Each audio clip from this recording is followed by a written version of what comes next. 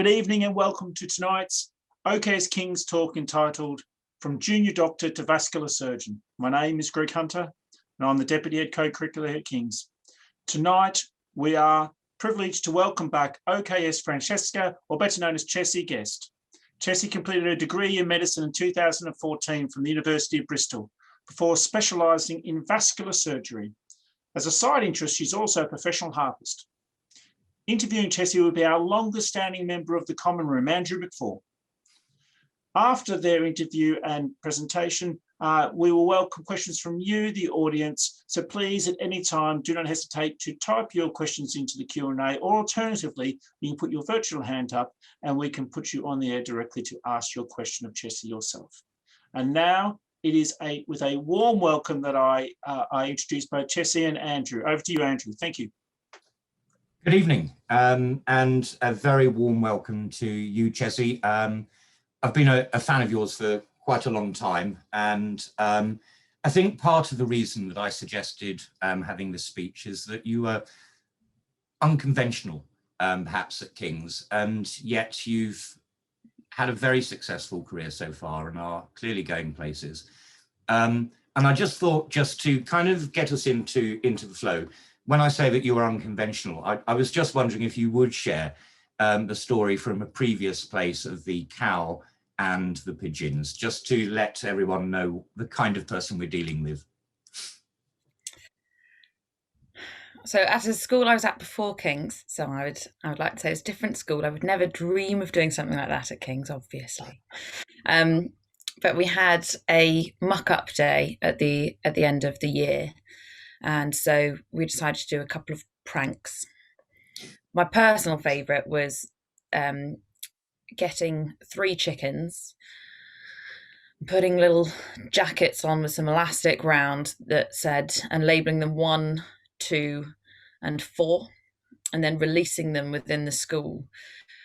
So the teachers were running around trying to round up the chickens. And of course, as they were labelled 1, 2, and 4, they assumed that there was a chicken number 3, which they spent a very long time looking for and simply did not exist. Marvellous, marvellous. And we won't worry too much about the cow story. Okay, so if you'd like to start, maybe just tell us if you have any sort of good memories from King's of your time there, or was it wholly unpleasant? No, I have plenty of good memories from King's. Yeah. You know, largely the friends that I've made for life at King's. I'm still going to weddings and birthdays, and you know, I would say last year notwithstanding, meeting up fairly regularly with. Last 2 years notwithstanding. But above that, I think it was a fantastic school for being well-rounded. There was a great emphasis on sport, great emphasis on music, and then also academia. So I was able to pursue all of the A-levels and things that I wanted to do and needed to do. They had fantastic, I think it was the Harvey lecture. Yeah. Harvey Society they had afterwards that I very much enjoyed. They had a few biology-based things that I obviously, being a doctor, I'm quite interested in. But you didn't have to just do one thing. You got to be involved in all of it, and that's something that I've carried on. So as has been mentioned, I do still play my harp, which is my primary instrument, and you know I do still do some admittedly weird and wonderful exercise, but exercise nonetheless that I enjoy. So okay, so we're going to talk about your career and medicine in general this evening, and I haven't got a list of who's here, but I would imagine that there will be lots of wannabe doctors that will have lots of questions to ask you about the whole process of becoming a doctor and what doctoring's like. And in our chat yesterday, I was quite surprised that you said to me that during your medical degree, you'd spent 2 weeks on vascular surgery as part of your degree, and then decided that that was going to be your specialism. And you also said that, you know, there were probably quite a lot of sort of first-year medical students who wouldn't have a clue what vascular surgery is. So it might be a sort of a nice idea just to give us a brief insight into what your work actually involves as a vascular surgeon. Yeah. So I am a people plumber. Okay. People have pipes that go everywhere, and general surgeons deal with pipes mainly to do with the guts. I am pipes that are arteries and veins. So every artery or vein that is outside of the specialties is me. And those pipes either get blocked, in which case either unblock them or bypass them with a spare bit of pipe, or they swell and burst, in which case you find a new replacement pipe and put it in. That's basically it. Okay. And what made you choose it? I mean, I'm always fascinated by how people, you know, choose their specialisms. I mean, I was talking yesterday, as you know, to the mother of your friend Lucia, who's you know, a radiologist, and I've always thought that's a strange branch of medicine to go into. And I know people that, you know, for instance, would stay well clear of oncology, for instance, because, you know, I think with oncology, you're unlikely to be a massive winner. You know, you're always going to be slightly on the losing side of a battle. But what made you choose vascular surgery as your specialism?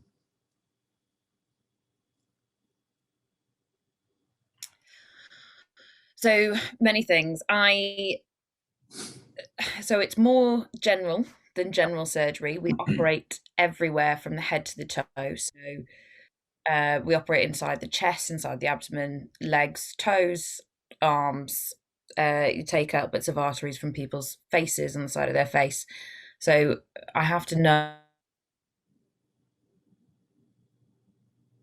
Got a bit of There are quite a contrast of techniques. So you have very fine anastomosis, where you're stitching together two tiny bits of artery and hoping that works. And then there's also a slightly more traditional surgery, hacky slashy, doing an amputation type surgery.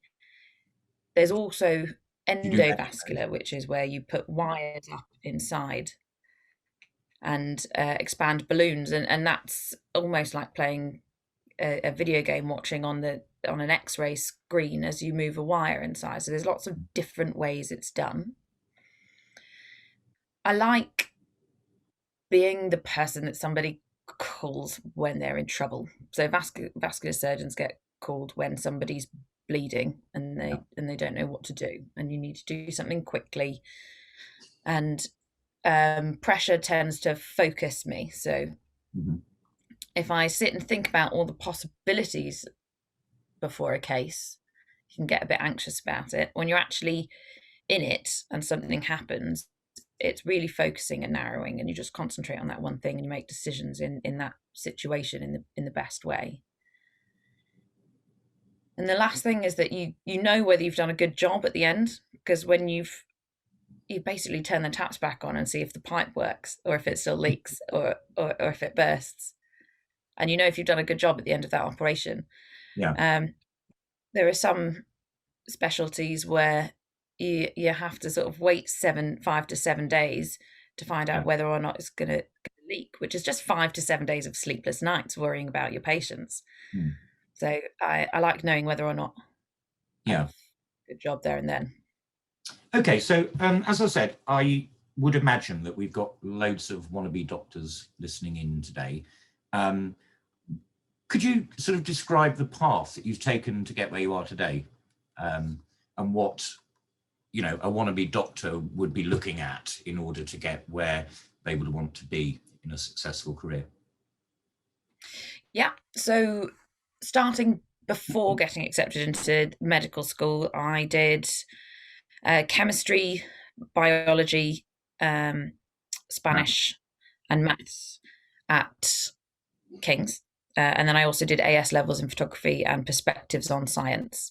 Chemistry is almost universally required for medicine, and most places will ask for they used to ask for an A, but there weren't such things as A stars when I did it, so I don't know what they ask for now. They used to ask for an A in chemistry, and then to be honest, you can normally do whatever else you want. I would say, having gone further forward and looked back, that actually, if you're doing maths and you can choose between mechanics and statistics, although I really enjoyed mechanics, if you're going to do medicine, I would suggest doing statistics because it comes up a lot. We use epidemiology and stats and research and everything like that. And I wish I'd cared about statistics, if I'm going to be perfectly honest. Well, it is the work of Satan himself. I've always said. Yeah.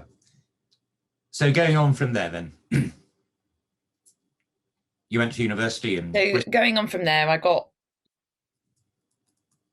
went to university in Bristol. So the first 2 years of university when you're doing medical school tend to be preclinical years. So you've got mainly lectures, some lab-based work and projects, and that's where you go and you learn how the body works, basically, how drugs work, how the immune system works, how everything works on a really functional molecular level, and understanding that the basic blocks of why.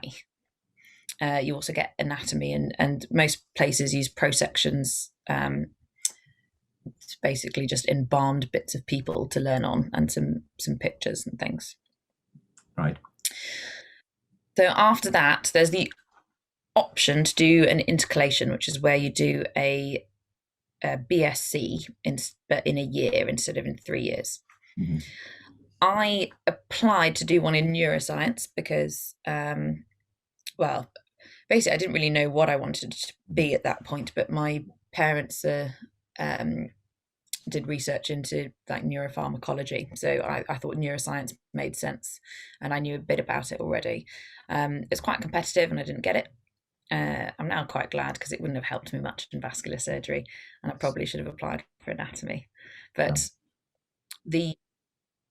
it is quite a unique experience to be able to get an extra full degree in 1 year, and it does get you points later on when you're applying for jobs.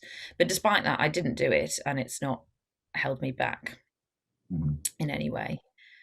So then I progressed to the years 3, 4, and 5, which are your clinical years, which is where you still have some lectures, but you tend to go around hospitals and you learn different things in different years. So you'll have a GP bit, general surgery, general medicine, pediatrics, you go through lots of different bits. And so, yes, technically, vascular is quite a small specialty within surgery.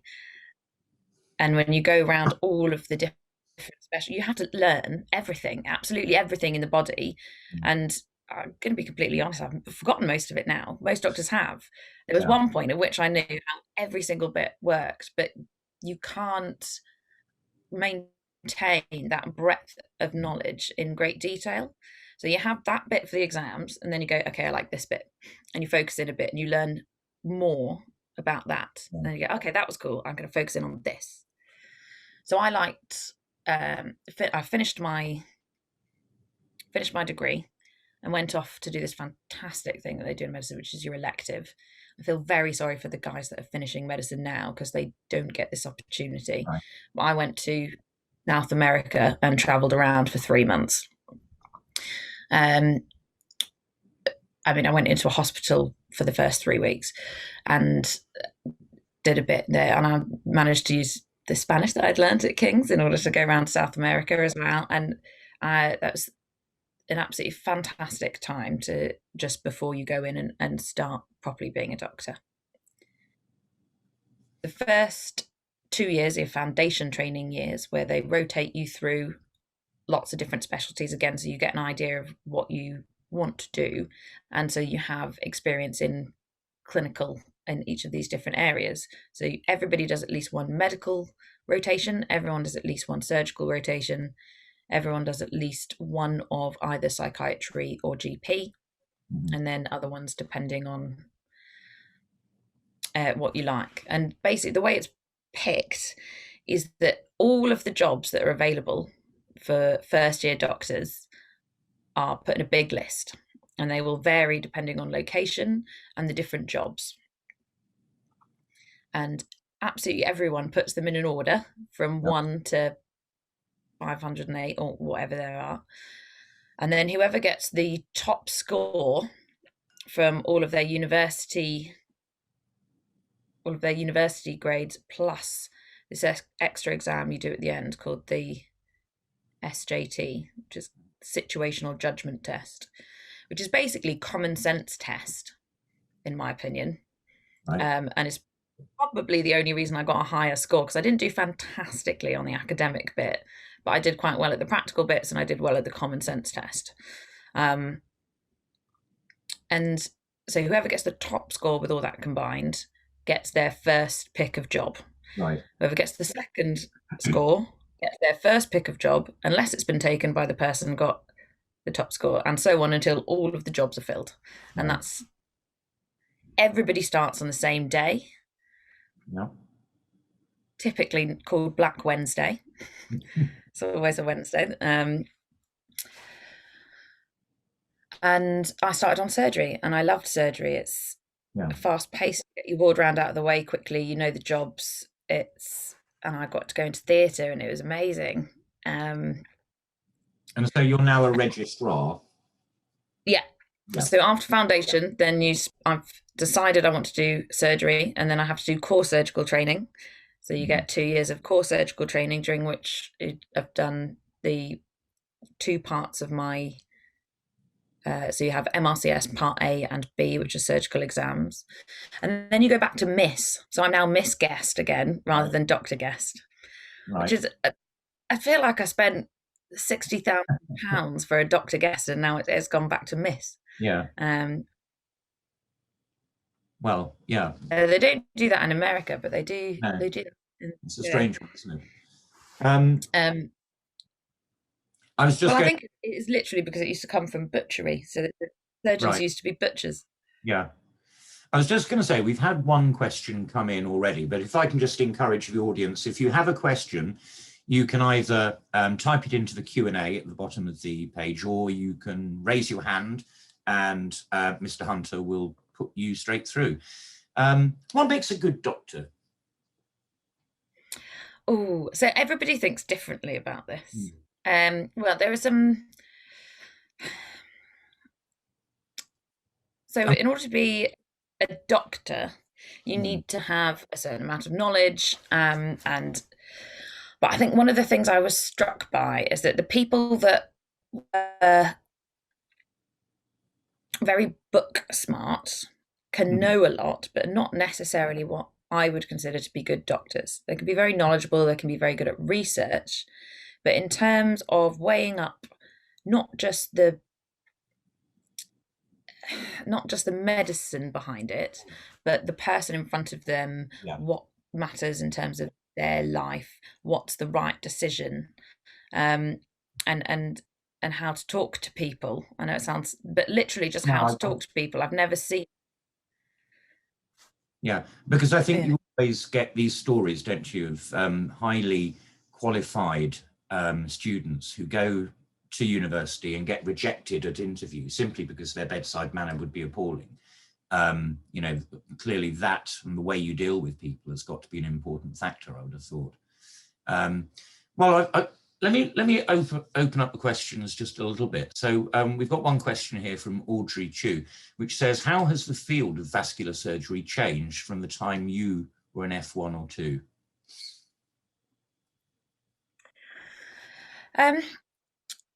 So, well, one of the main things in vascular surgery that's happened more recently is that we're talking about whether or not to fix aneurysms by open or endovascular. So let me see.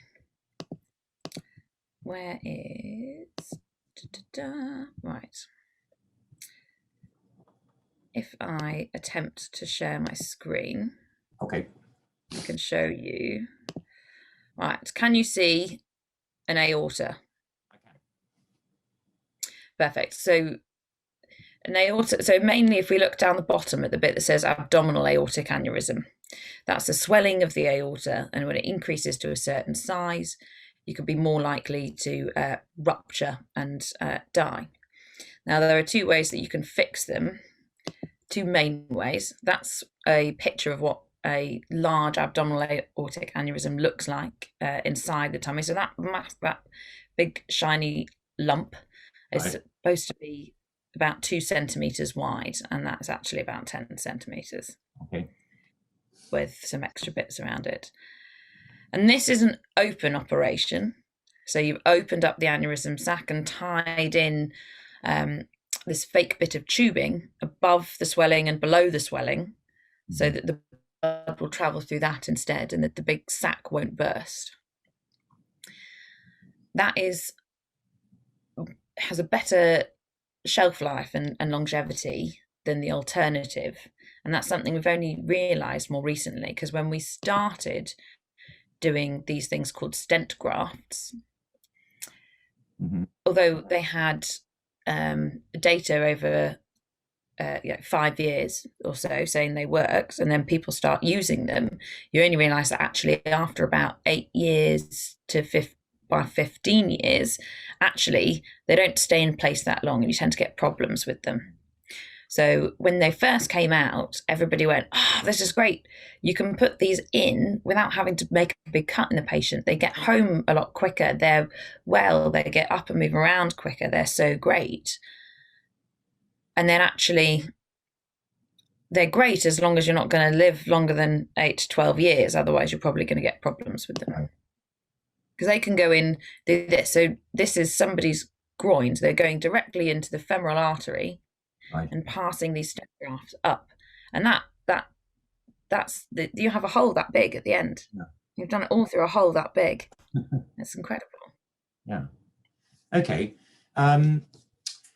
What distinguishes a surgeon from a doctor? Asks Elizabeth Lockwood, who's our head of biology. So all surgeons are doctors. But it's just the specialty that we've gone into. So you shouldn't really call yourself a surgeon until you've passed your surgical exams, and you're specialising in a surgical specialty. But our patients are not just the blocked pipe, as I've sort of alluded to earlier. They have lots of other medical problems, and it's one of the reasons I like vascular is actually the medical problems you get alongside it are quite complex, and you have to think of lots of different things. Think about it, the reason that people get one of the main reasons that people get problems with their arteries is from smoking, and people that smoke also have problems with their lungs. So actually trying to give anyone a general anaesthetic with dodgy lungs is harder. If you've got blockages in the aorta, you've definitely got blockages around the heart, and so your heart's not as good, and then that's harder, and you've got to manage that as well. People with diabetes have a lot of problems with their vessels, and they're harder to manage. So, nobody has one isolated problem that isn't it's 100% easy textbook. This is exactly how you fix it.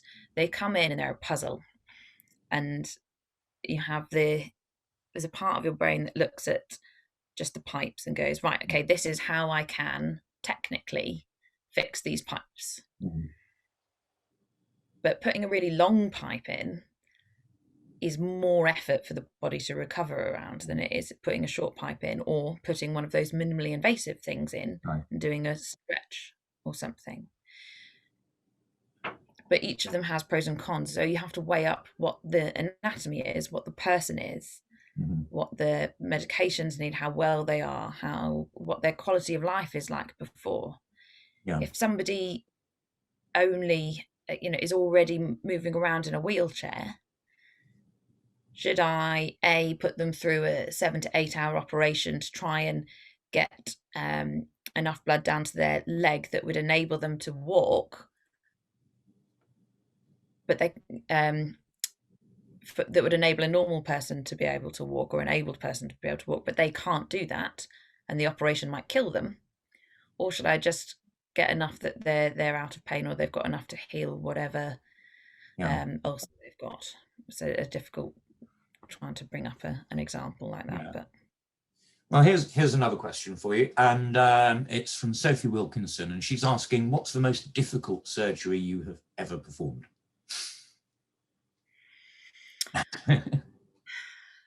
So I would suppose an open aortic aneurysm repair, but so it's difficult because that is sort of the apex of vascular surgery, but some are still harder and easier to get to. So if someone's had loads of surgery before, they've got lots of scars, everything varies. So, but I can do lots of different things. So I've done a carotid endarterectomy, which is where you remove atheroma in someone's carotid arteries that supply the brain. So that's actually my favourite operation, because I just think the anatomy in the neck is really beautiful. It's really clean anatomy, if that makes sense. And you mentioned you gave to me about the artistry that's involved in surgery. Well, it is. It sounds really weird to people, but you go into sort of a different zone. You've had your like puzzle thinking bit, and then you go into the art of it, and there is an art to separating the planes between two different tissues perfectly, and sewing something in really neatly and then having it work after. It's like knitting, I imagine, for old people. It's relaxing. Like I get into it. Obviously you don't have to be old to knit. I have knitted, but it's like sitting and painting with Bob Ross or something for me. It just happens to be inside someone else's body. Someone else who will remain anonymous has asked, how do you balance the work hours and your harp playing and social life? Now, obviously your harp playing, I mean, you hit the top 40 album chart last year, and you were top of the #1 in the dance chart, and you've played Glastonbury. But traditionally, obviously, doctors work very long hours and, have lots of stress. It's a good question. How do you balance everything? So doctors do work long hours. And you don't get to leave as soon as your time is finished. You can't press save on it's not like pressing save on a Word document or something like that and closing it down. You have to stay and finish whatever you're doing to that person and making sure they're all right before you can go. And sometimes that's at the time you're supposed to leave, and quite often it's not. And that's, but I don't mind that, because I care more about people than I do about Word documents. I think you'd be pleased to hear. So you want to do a good job for people, and everybody is somebody's mum, dad, brother, auntie, whatever. But I need to do other stuff. If you just do medicine, you go completely mad. You can get, there's always more you can be doing, and there's always more that people will ask of you as well. So it's not just the surgical work you do. You need to do papers and presentations and research into something. So and everybody wants you to do their project, and if you show that you're good at it, they go, oh, they're good at getting projects done, ask them for more stuff. And so you have to get used to saying no, or just being clear, like, actually I've already got another project on, or I'm writing up a paper for this and I really want to get that finished before I take on any more work. And outside of that, I absolutely have to exercise. I realized when I didn't, because this last year and a half, I moved out of my house to protect my housemate had cystic fibrosis and Crohn's. And so during COVID, with me basically swimming around in COVID, I should not be going back to somebody that's immunocompromised with a lung condition. So I moved out of my house to live closer to the hospital on my own. Can't go to any gyms because everything was shut and everything like that. Couldn't do anything. I hate running. The type, I did run in the end, but the type of exercise I do, so I do aerial circus stuff. So I do aerial hoop and trapeze. Sort of reflects how I do most things, in sort of an all or nothing kind of way. And it's not fun and not a lot of it. not fun unless it's got adrenaline attached to it. So running is boring. It's right, left, right, left. Mm-hmm. Hanging from a bar in the air by one knee sounds fun to me. Okay. We've got another anonymous question here. I'm just going to say one thing that, I mean, obviously you're a doctor. We get a lot of people who want to be vets. And I always think, you want to be a vet and it's because you like cuddly animals, but you spend most of your career putting them down. Are there any hidden or unexpected negative or positive elements to your job? Yeah. Not putting them down. No, but people I've had some horrible days. Okay, so there's different types of horrible days. There's the type of horrible day, I'm supposed to be inspiring people here. These aren't the things. Yeah. Well, overall, I love my job. Overall, I absolutely love my job. And it's a part of me. It's a part of my identity. And I cannot actually imagine doing anything else. Although I love other things and I have joy in other things and I love playing the harp at festivals and whatnot, I am a surgeon. And that's just who I am. That being said, it sucks when you have to tell 5 people in one day that they have cancer and they're not going to live very long. It sucks when when things don't go well or people are really stressed, or when actually there are so many people that have come in that you can't quite do a good enough job to be satisfied. You can make everybody safe, but you get to the end of the day, I was like, I'm a bit short with that person, or it would have been better if I'd taken more time over that. But there's literally only so many and so many things that you can do in a certain amount of time. Now, not every day is like that, but there are some days that are like that, and it's really hard. There's also some days you get covered in poo, and that's that's why I'm not, one of the reasons I'm not a colorectal surgeon. Everybody has to pick what they mind. So if you do urology, you don't mind urine. If you do colorectal, you don't mind feces. I don't mind blood and pus. As I say, this is not just meant to be an inspirational speech. I think it's far better that you are honest with people. And if people ask questions like that, they should expect an honest answer. Someone here is asking, after the first year of medicine, could you transfer to veterinary medicine? No. Oh, wait, first year of medical?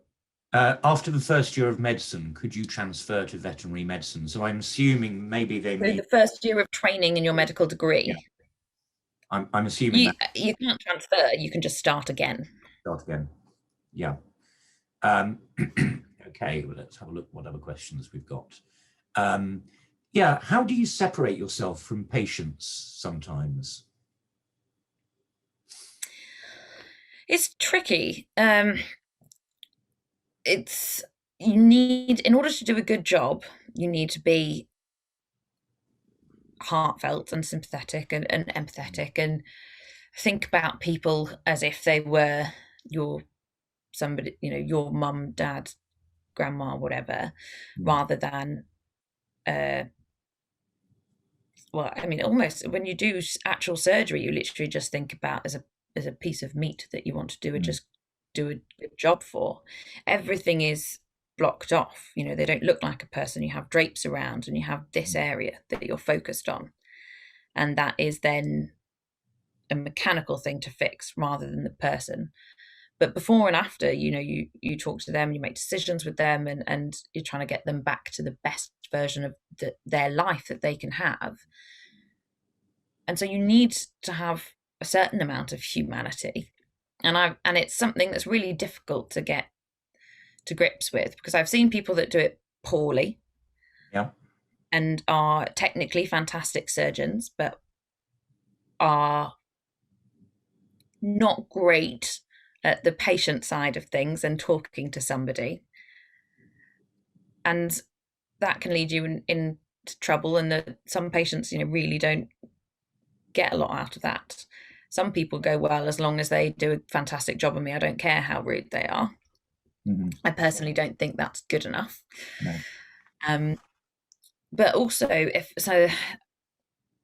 I've had a day when there was my senior was somebody I considered to not be fantastic in the communication department. Excellent surgeon, not fantastic in the communication department. And it happened to be a day where every single person had bad news. So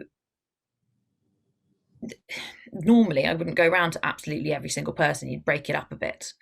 But there's actually, for those people, I thought it was better if I went and gave them their crappy news and talked to them and their family than the other person that I was working with on the day.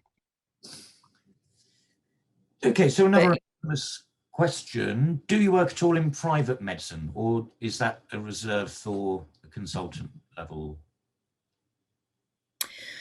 So I don't have any private clinics or private surgery or anything. I have assisted consultants in private surgery. They're the same consultants, often the same hospitals, the same staff, same operations. Sometimes you just get them quicker, or sometimes they wouldn't be offered by the NHS. So in vascular surgery, the one is varicose veins. People that don't have significant medical problems attached to their varicose veins won't get them treated on the NHS, but you can get them treated privately. Some bosses have been nice, not to me. When you assist a private surgery, you get an assistant fee. But they.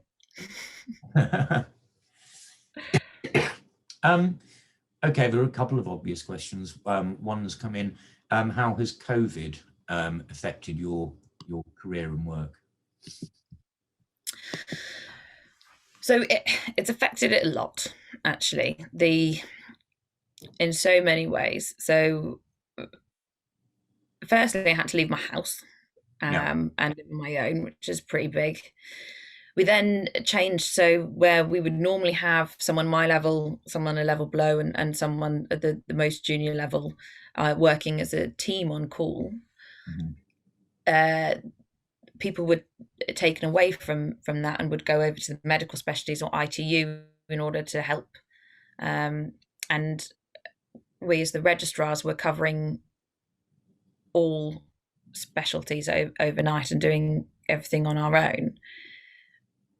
That's just what it was in the hospital that I was at. Sometimes the surgical reg would go to ITU and get retrained, and I did learn new bits about just being on a proning team, turning people over, went through how to use ventilators and things again. But so we got redistributed, and it came more about service provision and making sure that we could keep as many people safe as possible, rather than about teaching and training. And there is going to be a gap in which people have not been able to get the normal progression in teaching and training as they would normally. And you've been doing some online. So for the students as well, so for the medical students, they're still paying their medical degrees. They had some online teaching, but it was very, things were not up and running straight away. And so we set up a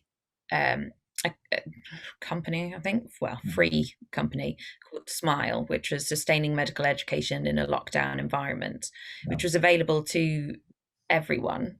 And we had over 10,000 members, and we had over 1,000 people a Zoom lecture at some point, and we would go through and teach the entire UK syllabus and get people that were interested in or specialists in the area to teach online, and everyone would answer questions and things like that. Because online learning obviously is not easy. We've got another anonymous question. Nobody's putting a name to these questions, but what universities in the UK would you personally recommend for medicine? It's difficult. They all teach in, they teach in different ways. Some of them have changed the way they teach since I applied to them, and since I looked around.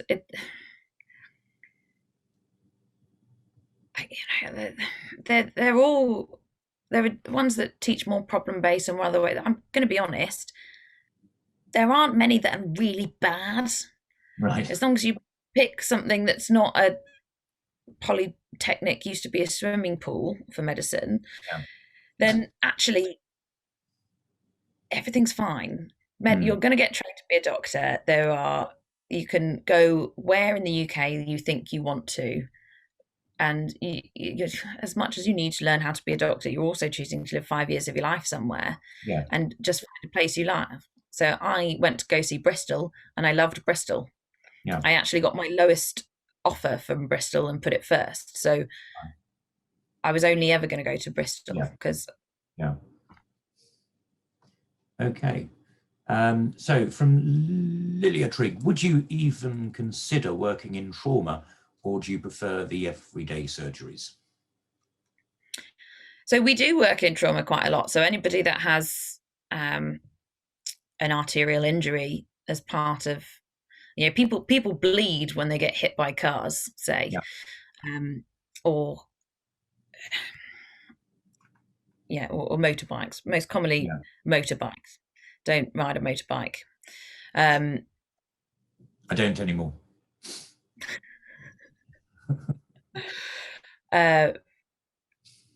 When people break bones, arteries always next to bones. It affects the way that your blood supply gets to your hand, and then your hand will go dead unless you fix it fairly quickly, because all of your tissues and nerves can't survive without blood, and they can't survive very long without blood. So unless you do something quickly, then that will be an irreversible trauma to a hand that's then useless. So actually, we do a lot of trauma. I've done some people that have been stabbed. Right.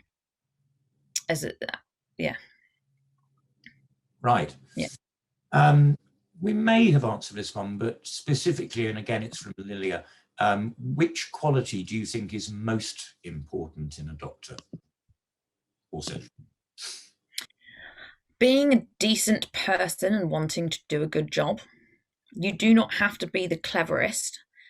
You do not have to memorize every medication side effect, exactly how it works. If you've got a half sensible brain on you and you know what kind of thing you're looking for, you can look up if you've forgotten.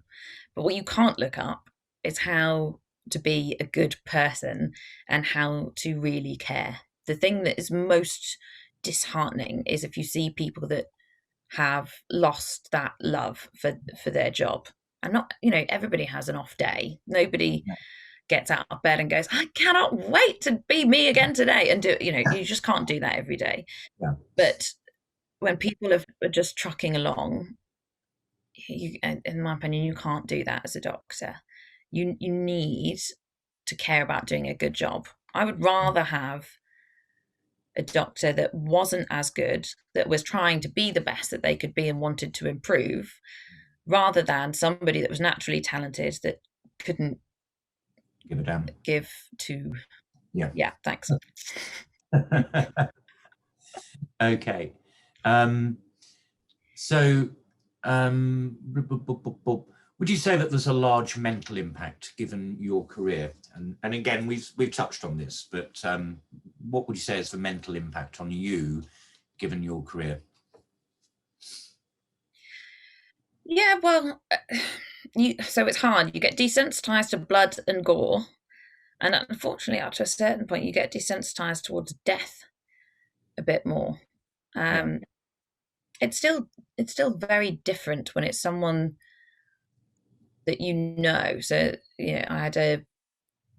and being a doctor and trying to figure out why your own friends and family are ill is incredibly frustrating. I had a 29-year-old friend of mine that died of myocarditis. I was like, that doesn't happen. And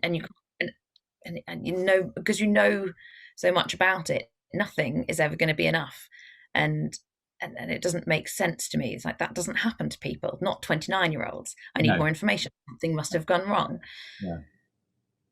But in the day-to-day, you get a bit desensitized to it. And also there's always other people. You go get a coffee with someone or have a drink after work and just go, oh, that was a really hard case, and talk to people that you can talk to.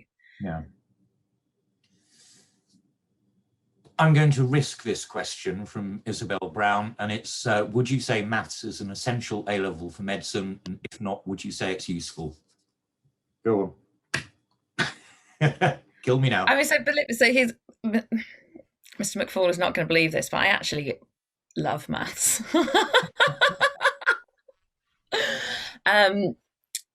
So in terms of, do I think it's essential? Okay, so stats, I would say, is the most useful thing for, obviously you need to be able to do basic arithmetic, but statistics is very useful for epidemiology and research. And unfortunately, it's the most boring part of maths, in my humble opinion. In my humble opinion, it's the most boring part of maths. But you do have to know how to do that sort of thing. You can learn it without doing it. Plenty of people did, and I didn't even do the stats bit. No. So it's not essential. It's not essential. No. But I think it's useful, particularly statistics, being the only thing I didn't do in maths. Wisely. Okay, a question that has again been asked anonymously, but it's been asked a couple of times in slightly different rephrases. In your opinion, do you think, and I think the answer to this is probably obvious, but in your opinion, do you think it's worth studying medicine, given that it takes up such a long period of time to study and master? No, the answer. So do you know what's really funny is that before I wanted to be a doctor, I was really, I wanted to be an architect, and my parents moved house a lot, and I always moved with them, and we would do up the houses, and I would make the plans, and I'd move stuff around my room and everything. And I wanted to be an architect, and then I found out that it was 7 years at university, and I went, don't want to be an architect. Yeah. I'm going to be a doctor. And and so I elected to do something where you study for 5-6 years and then continue studying all of your life. And what I would say, actually, I'm really glad I'm in a profession that is changing all the time, and that I can learn new things and improve. I'm not that far off being a consultant, but I'm in no hurry to get there. Yeah. Once I'm a consultant, I'm more in my box, and I'm doing more of a similar thing every day, although it's still a very varied job. And above just the surgery, you have interest in education, which I'm doing, or research, which other people do, or leadership and management and whatever. But actually, I'm gonna, and the way the pension's going, I'm gonna have to do this until I'm 72. So yeah. Having a job that's ever changing and learning and keeping your brain active, learning new skills, having to keep up to date with things is far more exciting to me than being done with training and then having this endless stretch of, this is my life now. Yeah. Going back to, got another anonymous question here, but going back to the mental health thing, does the NHS offer counselling to doctors who struggle outside of a hospital or in an emergency? Yes, absolutely it does. So there was a big push in terms of wellbeing and counselling during COVID. It is possible to get counselling through all of the training schemes. Everybody's very willing to help as long as you ask for it. It's very difficult to ask for help as a doctor, and unfortunately, there have been suicides at work and things like that, and people going missing. That does happen. But I think the culture is changing more. Definitely since I've started being a doctor, it was more well, this is how it's always been, get on with it, and moved more towards, well, actually, no, we can't really ask you to do that, or are you okay? It's all right to say you're not okay. You'll be a bad doctor if you're tired, hungry, all of that. Okay, so I'm going to ask a question that hasn't been asked by the audience, and that is, how do you find issues of equality within the NHS? Okay, so again, getting better. Yeah. I'm actually, I'm a representative on several committees, and I'm the equality diversity rep on the Rouleaux Club, which is a vascular trainee society, and the Association of Surgeons, affiliated Association of Surgeons in Training. And through that, I do some podcasts with Audible Bleeding, which is an American, basically American and UK vascular surgeons get together and do this podcast, which is available worldwide. And I'm recording one at the moment on bullying, undermining, and harassment. And, you know, there are some things that have been said to me which are absolutely appalling. Some of them by patients, so quite a lot. You know, I've come and gone, I'm your surgeon today. And somebody said, oh, do they let women do that now? You know, or I've examined somebody's foot and then shown my boss and go to put their sock back on because I'm being nice, and otherwise their their toes will get cold. Put the sock back on. And the boss goes to put the sock back on, and he goes, oh, don't do that. There is a simple woman just there. Oh, no. You know, but also I've had people have said to me, why bothering to apply for surgical training? As soon as you have babies, you're going to quit and be a GP anyway, leave it for the men. That's not the majority of the opinion. There are a few select, I'm trying to think of a webinar appropriate word, sexists. Right. It's probably the nicest word I can think of.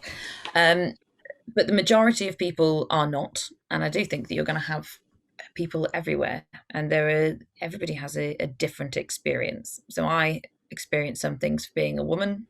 I know a lot of people that experience things for being Black or Asian or, you know, anything else. And I do think the culture is getting much better.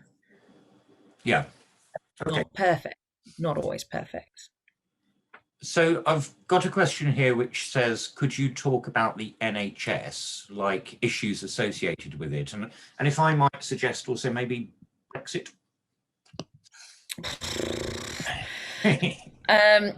What issues with the NHS? Speaking as someone working within it. So, I mean, this is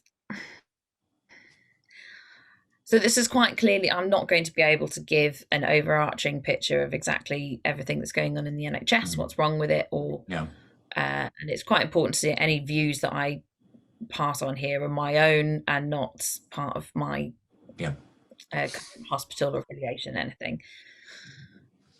The NHS is trying its very best to do a good job with limited resources, and you have a lot of manager people that aren't doctors and don't quite understand how certain bits work, or they aren't nurses, but so you've got people that have no experience. Oh, I'm going to get in so much trouble. People that have little experience going to get you into trouble. Particular area that are trying to fix it, and everybody means well. But often somebody comes up with a great big idea and a shift that's going to take 5 years to do, and then actually the outcome's no better than before. There's a lot of action on the ground for not a lot of outcome. I mean, stupid things like not one single trust has a computer system that talks to another trust. Right. So my first bit of every year when I go round is learning the new computer system, getting trained in the new computer system, getting my logins to the new computer system. And there'll be a different system to look at somebody's GP records, to look at their previous hospital files, to look at their scans, to look at their blood work. Yeah, that's insane. Yeah. Yeah. Completely and utterly insane. Right. Do you enjoy the teaching aspect that comes with your job? I absolutely love it. So apparently it's not enough to be a surgeon. You have to also pick something else that you're interested in and be a bit good at that. You basically have to do a bit of everything to show you've tried. I have tried research.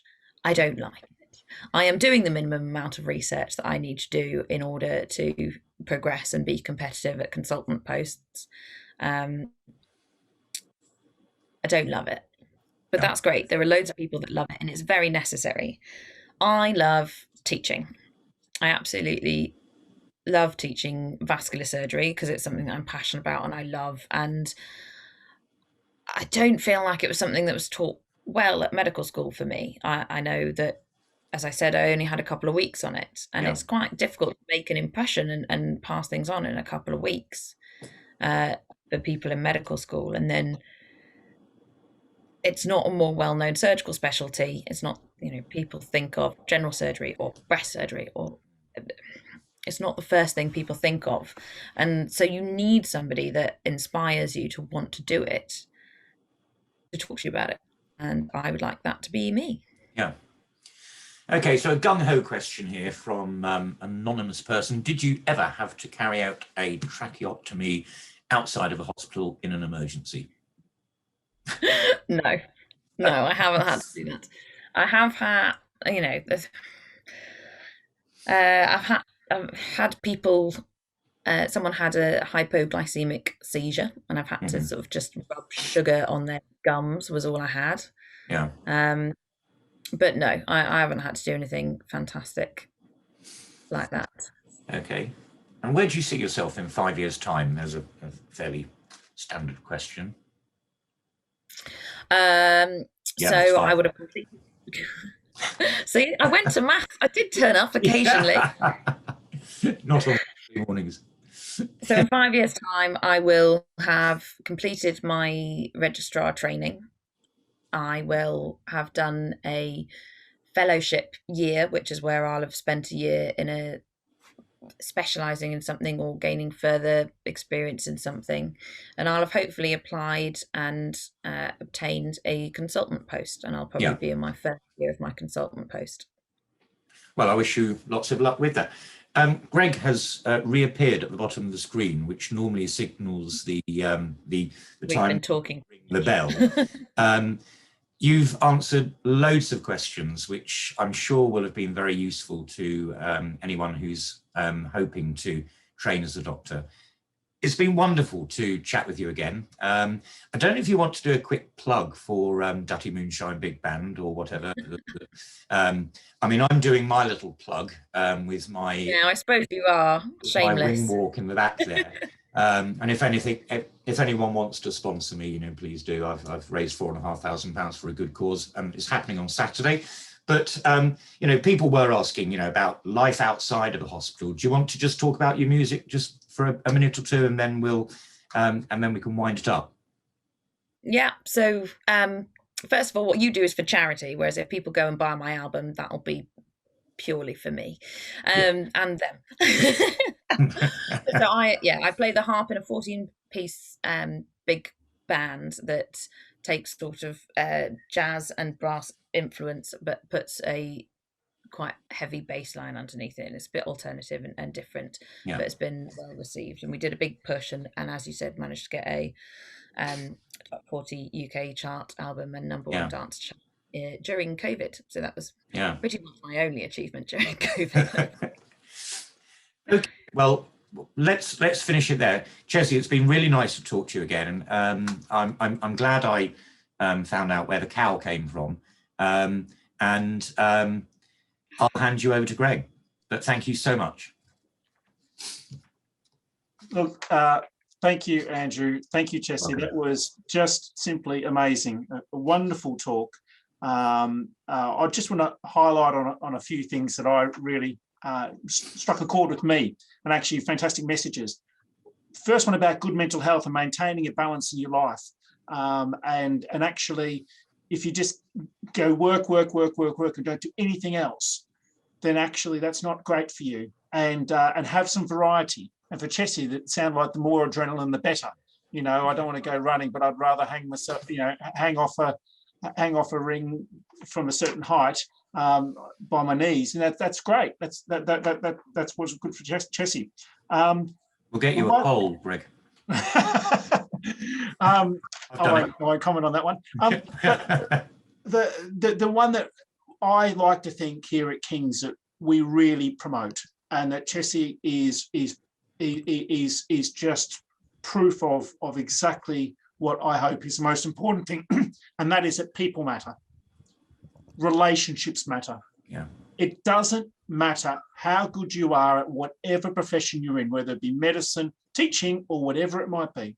right? You can be the best surgeon, but if you can't relate to people, and if you can't show that human side, if you can't be understanding, if you can't show respect, help people, take an interest, be kind, treat people as you would want to be treated, right?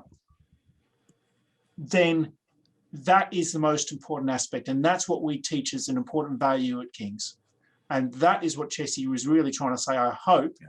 I hope I'm not misquoting you here, through a lot of your information and a lot of your experience and your stories, and those huge insights, which made such a difference to everybody here. So thank you so much, Chessie. Thank you so much, Andrew, for your time. You're very welcome. Thank you. Wonderful. Thank you, Chessie. Thank you. Excellent. Bye. And we look forward to seeing you at our next OKS King's talk in the next week or two. Thank you very much. Have a good night. Thank you. Good night.